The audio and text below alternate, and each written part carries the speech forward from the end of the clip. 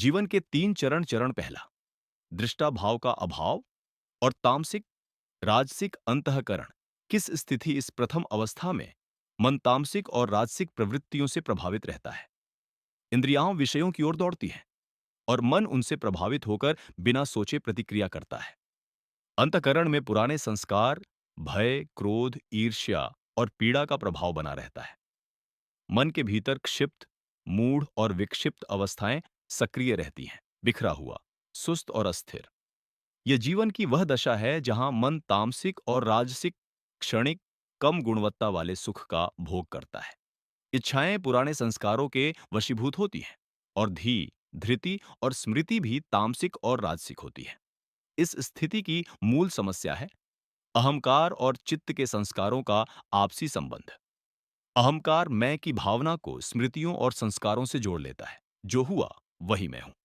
जैसी स्मृति वैसा स्वभाव, जितनी पीड़ा उतनी पहचान। यही बंधन की जड़ है। जब कोई घटना, व्यक्ति, असहमति या चुनौती पुरानी पीड़ा, असुरक्षा या भय को छू लेती है, तो भावनाएं तीव्र होती हैं, बुद्धि निष्क्रिय हो जाती है और इच्छाएं पुराने संस्कारों से संचालित होती हैं। मानव युक्ति संगत नहीं, बल्कि भावनात्मक और प्रतिक्रियात्मक बन जाता है। सकाम अधर्म कर्म होते हैं, भय, लोभ और वासना से प्रेरित। चरण दो, दृष्टा भाव का आरंभ और सात्विक अंतःकरण का उदय। जागरण, शुद्धि और सात्विकता। चरण दो, परिवर्तन का चरण है। यह भीतर जागरण का उदय है। यह वह अवस्था है जहां मन अपने जीवन को बिना सोचे जीना बंद करता है और स्वयं को देखने और बदलने की शक्ति प्राप्त करता है। यहां मन का कार्य आरंभ होता है, रजोगुण और तमोगुण युक्त कर्मों से स्वयं को रोकना और शुद्ध सत्व गुण युक्त होना। हर मनुष्य में सत्व, रज और तम का मिश्रण होता है। साधना का लक्ष्य इनका विनाश नहीं, बल्कि शुद्ध सत्व गुण की वृद्धि है। ज्ञान, विवेक, सेवा और परोपकार का अभ्यास। चरण दो में साधक तामसिक और राजसिक कर्मों को हटाता है और सात्विक कर्मों की वृद्धि करता है। तमस की ऊर्जा का उपयोग आराम और पुनर्बलन के लिए और रजस की ऊर्जा का उपयोग सत्कर्म और कार्य के लिए किया जाता है। उद्देश्य इन गुणों में फंसना नहीं, बल्कि उन्हें नियंत्रण में रखकर जीवन को सार्थक बनाना है। गुणों का पूर्ण त्याग संभव नहीं, क्योंकि शरीर, इंद्रियां और मन इनके आधार पर ही चलते हैं। परंतु उनके दुष्ट प्रभावों से बचना आवश्यक है। दुष्ट प्रभाव जैसे आलस्य, प्रमाद, कुसंग, तामसिक बुद्धिनाशक वस्तुएं और राजसिक आसक्ति उत्पन्न करने वाले विषय। चरण दो का पहला लक्ष्य है तामसिक और राजसिक विचारों को घटाकर मन को सात्विक स्थिति में स्थापित करना। यहां साधक सकाम अधर्म कर्म छोड़कर सकाम धर्म कर्म की ओर बढ़ता है। यह अवस्था वह है जहां मन पुरानी आदतों से लड़ता है, प्रतिक्रियात्मक जीवन छोड़कर जागरूक जीवन अपनाता है। समय के साथ जब परिपक्वता आती है, तो साधक सात्विक कर्मों का भी निरोध सीखता है। चरण तीन, दृष्टा भाव की पूर्णता और सात्विक अंतःकरण की पराकाष्ठा। अंतःकरण निर्मल, शांत और प्रकाशमय है। मन एकाग्र है, अहंकार ढीला और पारदर्शी है और बुद्धि सत्य को पहचानने लगती है। इस अवस्था में धृति और स्मृति सात्विक होती है और जीवन को सही दिशा देने की क्षमता बनती है।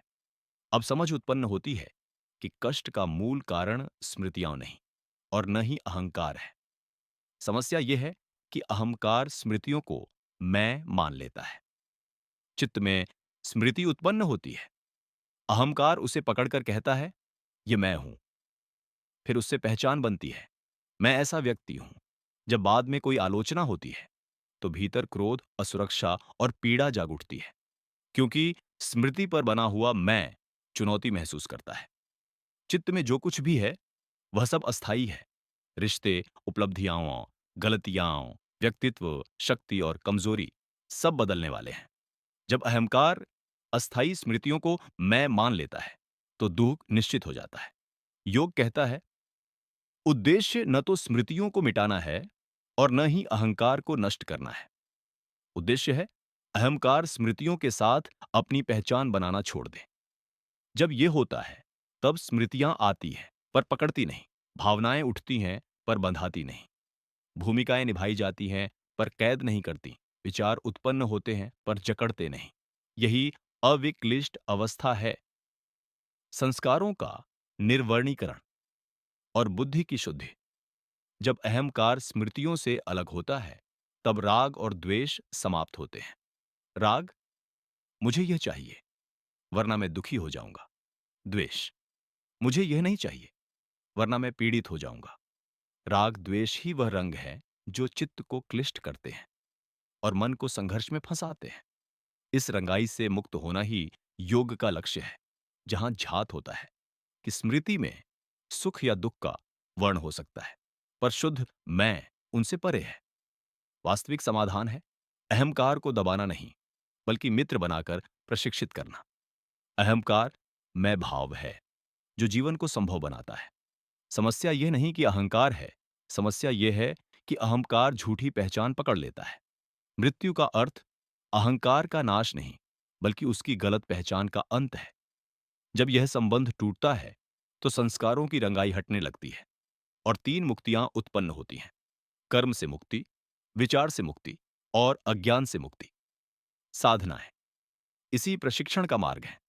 ध्यान, जप, तप, स्वाध्याय, विपत्तियां, चुनौतियां और ज्ञानी जनों का संग, निष्काम, सहज, प्रेम से प्रवाहित कर्म। जब मन शुद्ध होता है, तो कर्म सहज बनते हैं